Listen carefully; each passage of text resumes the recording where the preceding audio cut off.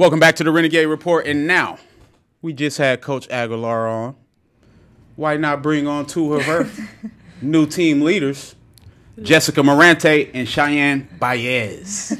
How you doing, ladies? Good. How are you? Doing pretty good. How Doing about great. yourself? Doing great. Well, I'm doing better now that I finally know how to say her last name. I know. Yeah. People say it wrong all the time. They screw it up all the time. Yeah. Well, you know, we talked about that. You know, as broadcasters, we want to get it right. So let's talk timeline, ladies. Where you from? Starting with you, man. I'm from Bakersfield Christian High School. BCHS. Fight. Yeah. Nice. Yeah. It's just awesome to be here. And Absolutely. Just a great experience. Lots of new people, lots of new teammates to become friends with, and hopefully later on in life, just great Absolutely. companions. And what year in school are you? I'm a freshman this year, Okay. so everything's pretty much new to me. Okay. Being a new college student and also an athlete All right. in college. And So. I talked to Coach Aguilar about replacing heavy hitters and how important it is to have great freshman players with Yeah. the right mentality. You lost some all-conference players who went on to Division I, Big 12 schools. Yeah. How does it feel for you to have to try to step into a role where you're filling shoes that big? Well, for me, I'm a DS libero, so I don't have to. Well, for Haley Sanchez, that's a pretty big shoe to fill.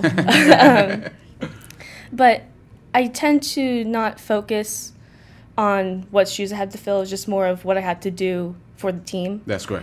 and whatever I can do with my strengths and abilities. Hopefully, it will be enough to take Absolutely. us to win. Absolutely. You know, being a former coach, I'm going to throw a few curveballs at you. That was one because I wanted to see how you were going to react. That's I'm pretty good. worried about the shoes that we're filling. We're going to be great ourselves, kid. That's what she just said to me. I'm going to go ahead and translate that into real fella terms. But, Miss Shyanne, what school did you play at? I'm from Golden Valley High School. All right, okay. Yeah, so it's a little bit more that way. I got you. But I'm a sophomore this year. I played last year with BC.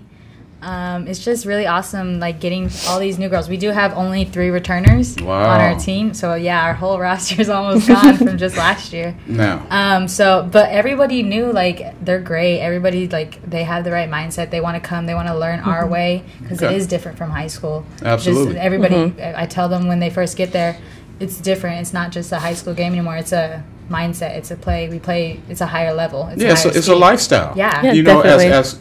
as collegiate athletes, we definitely want to remind ourselves that we're here to be professionals. This is training for professional experience, right? You know, so playing at Golden Valley, you know, I talk about coaches' influences with the coaches' spotlight. This is my player spotlight. You are the players. For my coaches' spotlight, for me, my motivation was one of your Golden Valley basketball coaches, Elijah Smith. He was my first basketball coach, and he was one of the coaches that put the confidence in me at an early age to know that I could play at the next level. Yeah. For you guys, who was a coach that influenced you most? Starting with you. Yeah. I've had several coaches because I also did club volleyball as well. So Okay, throw 'em I've gone out there. through a whole bunch of coaches, and a whole bunch of different coaching styles. Okay. And any couple that stand out that you know that you could just reflect on, somebody that you know, I remember them chewing me out. I remember them motivating. I think my first coach from club actually, who believed in my ability to, because I was a setter in club at Okay, first, but then okay. she saw my ability as a passer and she put me as libero. Yeah. And it was a whole new experience for me because I never knew about the position. I just knew that I had to pass, and that was pretty much it. Beautiful. And so she taught me how to be a teammate, how to be a passer, a defender, Nice. and basically just taught me how to play the game. And there were some ups and downs throughout the season, but she was just kind of like my rock to be on. And Got you. And yeah. it's great that you say that because the reason why I asked, there's coaches who put us in a position to be who we are. You know, one of my favorite things I remember about my coaches, and you just hit on it, was the fact that you can come in here as a player thinking you want to play a position, or you can play the position that we need you to play, and end up being a player that sticks around and become great. You know, as a sophomore receiver, I thought I was the greatest offensive player in the world, right? And then I get to varsity, and now they move me to defense. And I'm like, hey, coach, I caught 19 touchdowns last year. What's going on? They were like, well, I think you're a better DB.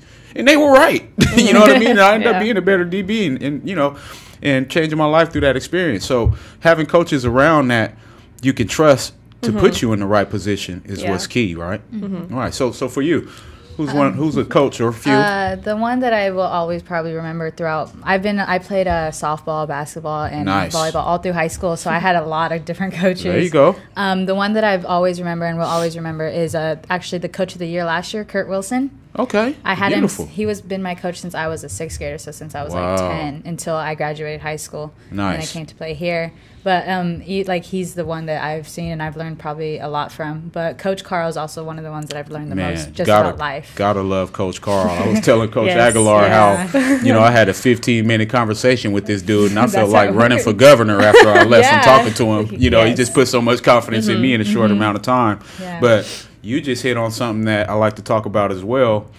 Diversity of the sports that we play before we get to the next level. Yeah, I was a 6-sport guy, you know, as a kid, record-breaking swimmer as a 13-year-old. You know, nobody ever, you know, the myth is that black people can't swim. I always break that myth. You know, hey, I was a record holder. Throw that out here. But you know, talk about the other things that you do to get you prepared to play. Because, you know, like football guys, we play a lot of basketball. You know, like, you know, we all have other sports that we do.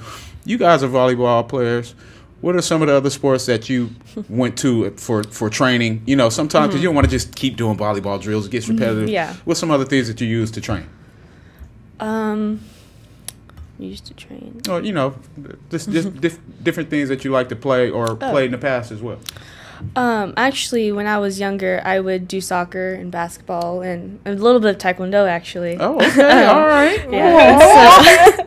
And so I learned a whole bunch of ways to adapt to certain situations, how to be a better teammate and a better athlete in general and be a better person. Absolutely. Because they all teach different abilities and different ways to handle certain situations. And I feel the influence of those sports affect how I play today. Absolutely. Even in the slightest way. Absolutely. I'm a former taekwondo karate guy as well, you know, and that was one of the things that helped me keep guys' hands off me, you know, as a DB. Like, I used a lot of my taekwondo as a DB to keep receivers' hands off me. Yeah. And people didn't realize, you know, I was doing that so early, but now if you go and watch an NFL practice, they have their linemen doing a lot of karate drills because, you know, it's all about hands and positioning, keeping hands off you. So let's talk to you, Miss Shyanne.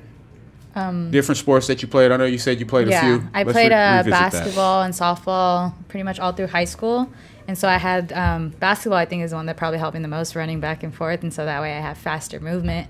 And that's important being like on the court because you have to be able to see things and react fast to it because the ball's coming at you so fast you don't have that much time to react. So you know, it's about speed. And even going up to college level, speed just went up way more than what I was expected to. And then I just had to adjust. Yeah. I can imagine because I remember coming in as a freshman. And when I came in as a freshman, Taft College had just closed. So we got all of their athletes that transferred here. And back then they would have Florida guys, Miami guys, you know, 25-year-old D1 kickbacks. And we end up with all these players on our team. And here I am, this 18-year-old freshman. Matter of fact, I was 18. I just turned 18 in the summer. But competing against those guys who were grown men, those other sports and everything else I learned helped me have an advantage over a lot of those players because a lot of those guys were just one-sport guys. The extra sports that I played, just like you play basketball and other sports, it helped you win and the lung capacity to be able to perform and outperform the volleyball players who just play volleyball, right? All right. So let's talk season. We got this weekend. You got the COS crossover. Any players that you're looking forward to competing against that you played against last year coming up this season? I'm looking forward to playing Santa Barbara again. We had a lot of matches with them last year. I think it was probably up to 4. Okay. And we won some, lost some. So I'm looking forward to play them again and see what returners they have. Nice. You know, we're going to have our scouting, and we'll be ready for it. Nice. So we got Santa Barbara on the first as well as Ellen Hancock. Being a freshman, you're coming in, you know, high expectations always, returning conference champions. Yeah. Are you feeling the pressure yet? I mean, I'm going to tell you like this. I used to get nervous before every game, let alone my first collegiate real game. So I got to ask you about nerves. How are you feeling going into this week? It's, as the week has been going on, it's been getting a little bit more intense than the nerves, but being under Coach Carl, it's been just a process of one day at a time.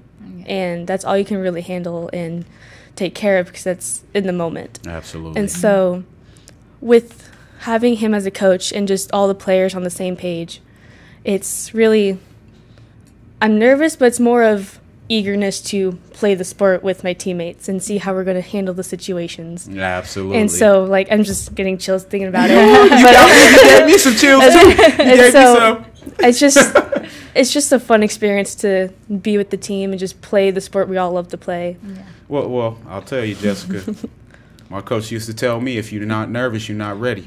Get out of here. You know what I mean? Yeah. Go back and come back when you're nervous. You know, because those nerves are what's going to propel us to greatness. You have to be anxious and have the anxiety of preparation. I always stayed away from the people who were too cool and too nervous or wasn't nervous. They were usually the people who gave up a touchdown because they were too relaxed. I'm nothing getting by me. You know, so for you, you're the returner, one of 3, right? Yeah.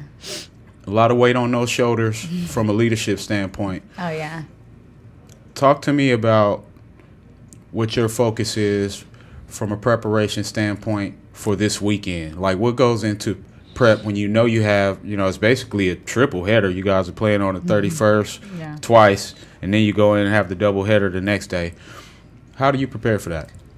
We've been preparing for it. We really care about the mind, like how Coach Lowe has said, like the mind, be mindful, have the mind right before you go into the match, have the things ready, and mindfulness and be mental preparation that we do. We do that before we go into games, mental preparation, and it's a big part, and we all doing that gets us all on the same page. So it's not just me by myself, it's me and my teammates. We're all together in one, and we all have the right mindset. Absolutely. And that's what I think, even like being, you know, one of the 3 returners, I've always wanted, I don't want no man left behind. If we're in this, we're in together. Absolutely. So I've always, like, even the team that came in, all the freshmen, they're really, like, outgoing and really easy just to, like, get comfortable with and have, like, a good relationship with every single one of them. It was great when season started. Well, Shyanne and Jessica, between you two and Coach Aguilar and the Jedi mind tricks, I feel like Kenny Skywalker now. Yeah, seriously. This has been Kenny Calvin with the Renegade Report Player Spotlight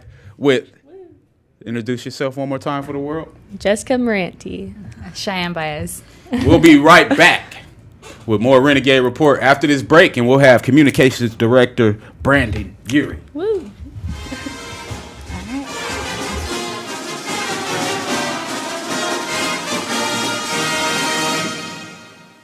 Renegade fans, be sure to catch your 2018 Renegade football team as they take to the field this season. Don't miss any of the action as El Camino, Santa Monica, Orange Coast, East LA, and Moore Park will all visit Memorial Stadium to square off against your Renegades. Season tickets range from $25 to $60 and can be purchased by visiting validtix.com or calling 1-888-825-5484. Go Gage!